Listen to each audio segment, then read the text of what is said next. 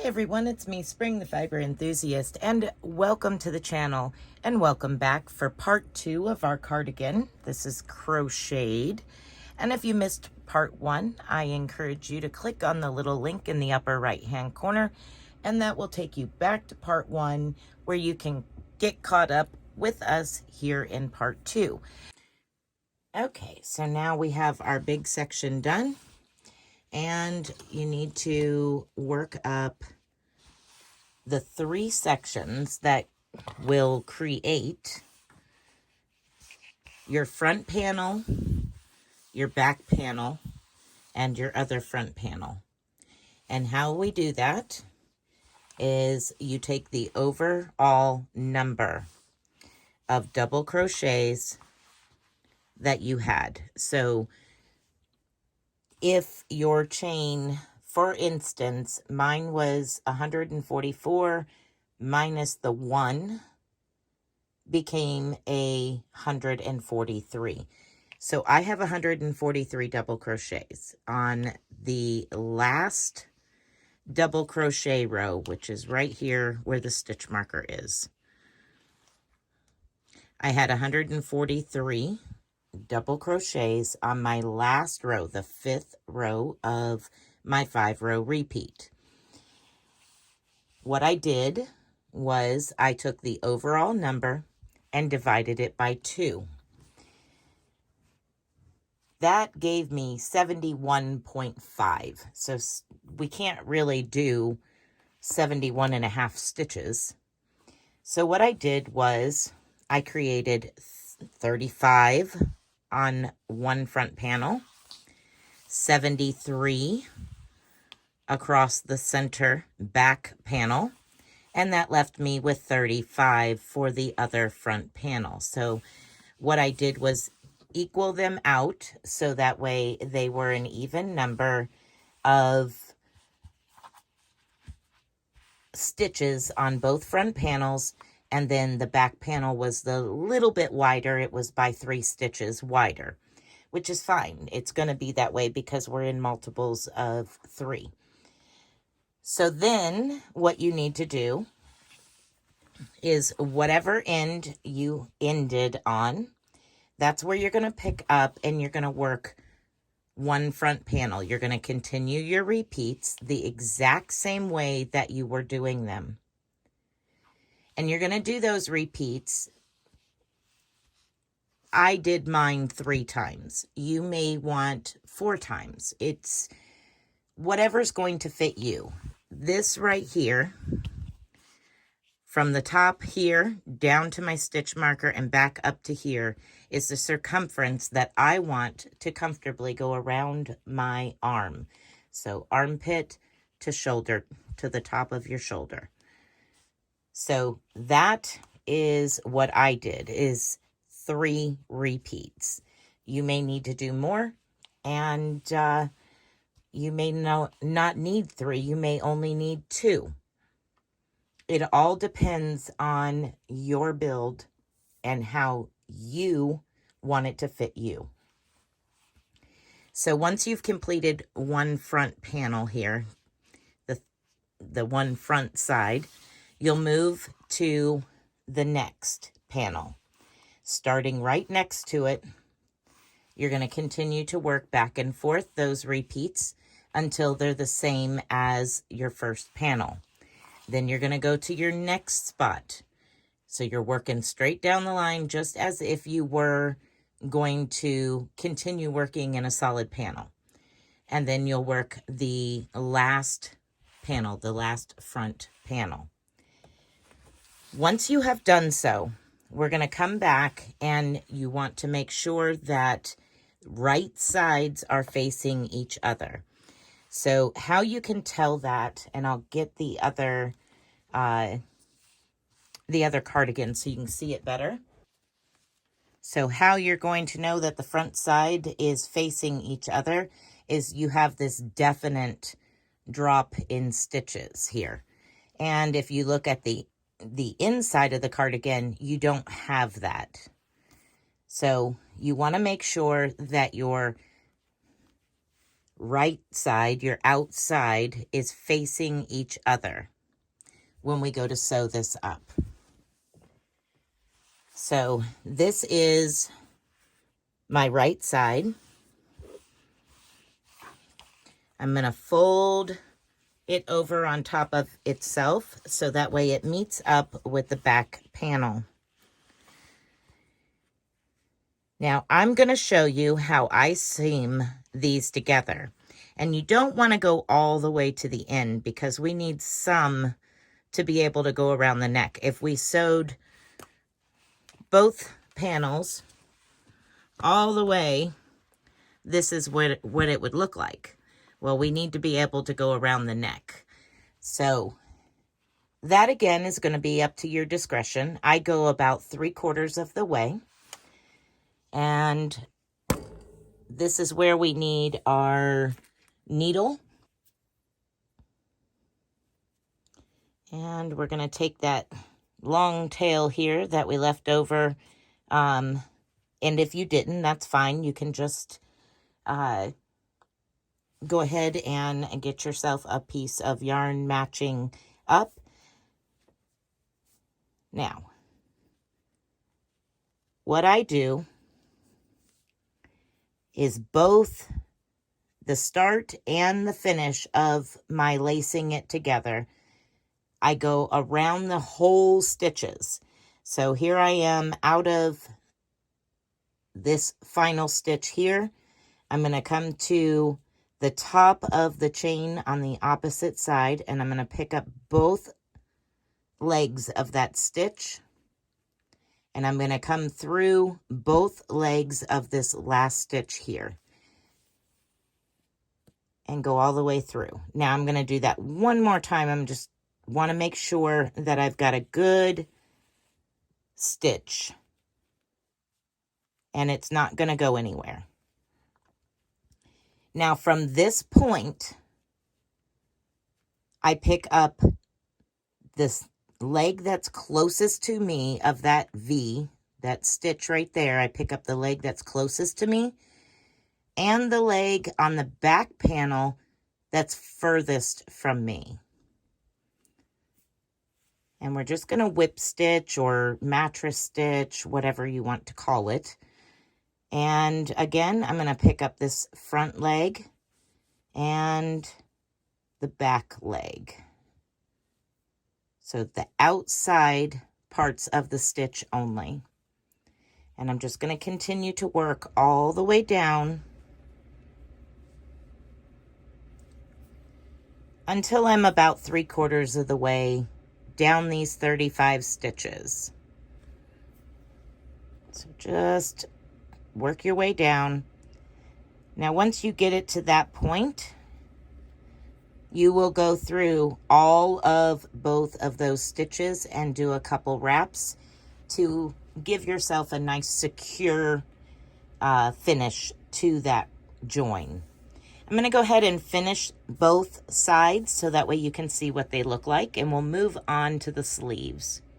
One quick note, before I actually finish it, what I do is I hold the starting end good and taut, and I pull on the other end to make sure there's no excess hanging out there.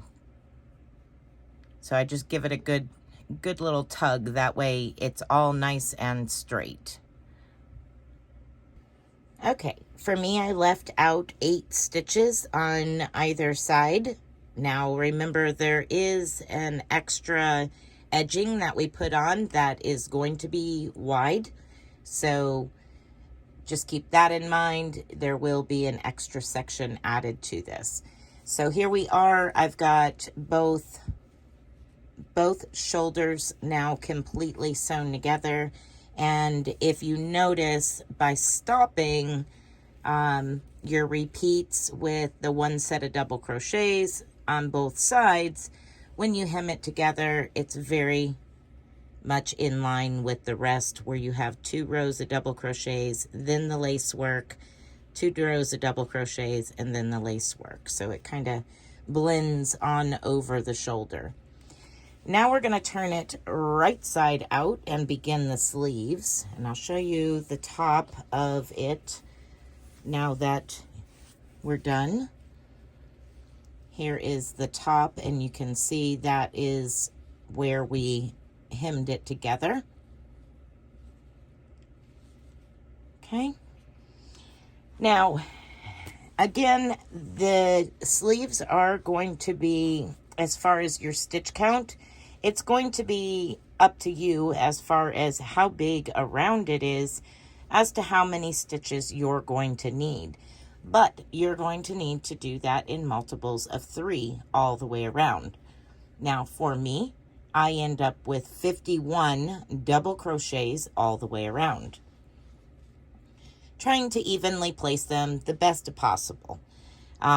So 51 double crochets for me. If you're following along with the same number of repeats and all of that, it'll be 51 double crochets all the way around. So evenly placing your double crochets. Now what I do down here at the bottom is I create 1 stitch. That way it joins this together nice and neat. What I mean by joining those two together, basically we're starting off right away with a decrease, just so that way we can join all this together. So I go into this stitch down here where our first stitch is for this panel, and I join it together with this stitch for the second panel. And we'll start that. I put a slip knot on my hook and I wrap it around. I hold it all with my finger. So we're going to do a double crochet 2 together right off the bat. I'm going to remove this stitch marker.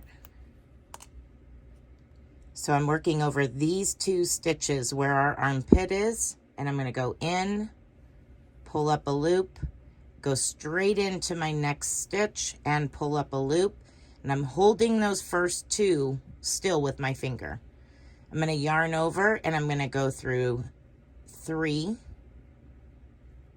loops and yarn over and go through 2 loops. Okay, so that's like a double crochet start there, but it's double crochet 2 together.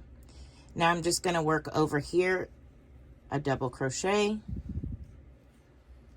go up into the top of that stitch and place a double crochet. Then I'm going to place a double crochet into the next stitch, a double crochet into the next,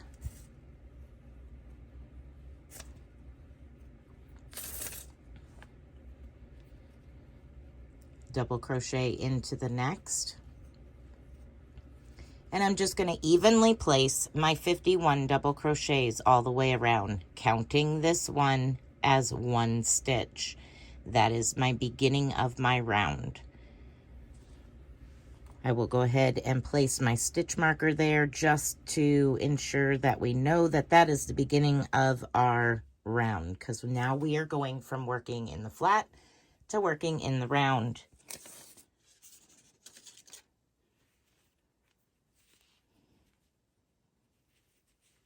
So I'm just going to continue to place double crochets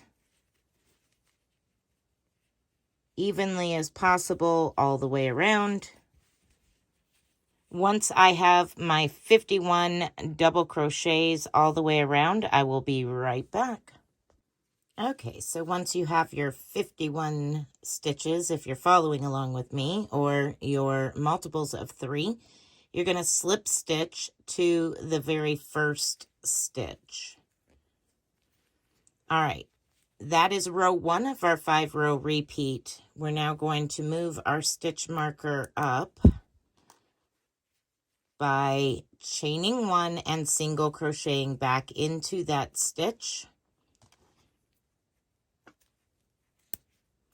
Chain 1, 2, 3. Skip 1, 2, and single crochet into the next. Chain 1, 2, 3, and you will do this all the way around. Skip 1, 2, single crochet into the next. You're going to work all the way around until you come to the last chain space, and we'll work that chain space together. All right, so I've made it all the way around. I have 2 stitches to skip, and I'm at my last chain space. So we're going to chain 1 and half double crochet to our first stitch where our stitch marker is. That'll put us in the center of that chain 3 space. Now we're going to single crochet around that final chain here, a single crochet around it, and replace it with our stitch marker. Now you're just simply going to continue on, chain 1, 2, 3, and single crochet around your next chain 3 space. Now that is how you're going to do the end of this round and the next round. I'll meet up with you for our last set of double crochets of the 5 round repeat. Okay, so once you've made it to your last join here, you can single crochet or slip stitch around it and chain up if you so desire.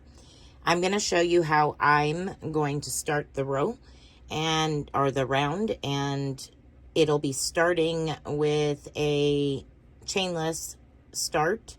So I'm going to pull a loop up to about the height of a double crochet. I'm going to place my finger on that loop on my hook. I'm going to wrap it around my hook. I'm going to go into that chain space, yarn over, and pull up a loop. I now have 3 loops on my hook. I'm going to yarn over and go through 2, and I'm going to yarn over and go through those last 2, replacing my stitch marker at the top. Now that looks like a double crochet. Okay, so now we're going to continue on just the same as we were doing in the flat. We're going to reach over and put a double crochet into that single crochet, and 2 double crochets into the chain 3 space. Now definitely continue to count your double crochets. Make sure that you still have the same number. Like I had 51, I should have 51 every single round. So you need to count those and make sure that you continue to have the same stitch number. So we're going to end this round by slip stitching to the very first double crochet and create that same effect as you're working through the pattern. Continuing those same 5 repeats as we did in the actual body of the cardigan.